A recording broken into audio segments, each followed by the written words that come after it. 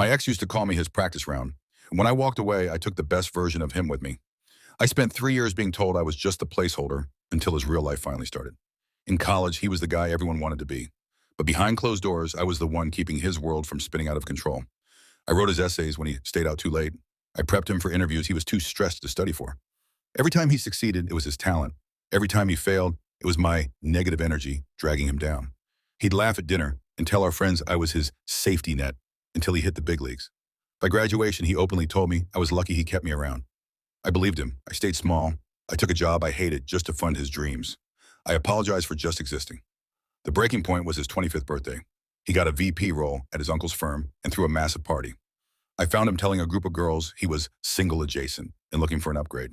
I left that night with one suitcase and a heart that was finally done. I didn't block him. I just disappeared. Life got quiet because the constant criticism was gone.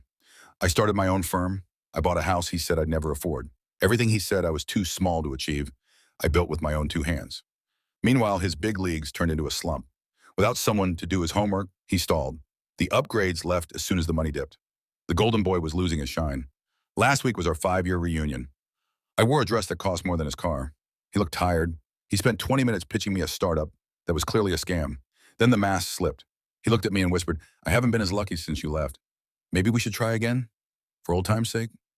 I didn't laugh. I just smiled and said, "It was never luck. It was me, and I'm not practicing anymore." I walked away and I didn't look back.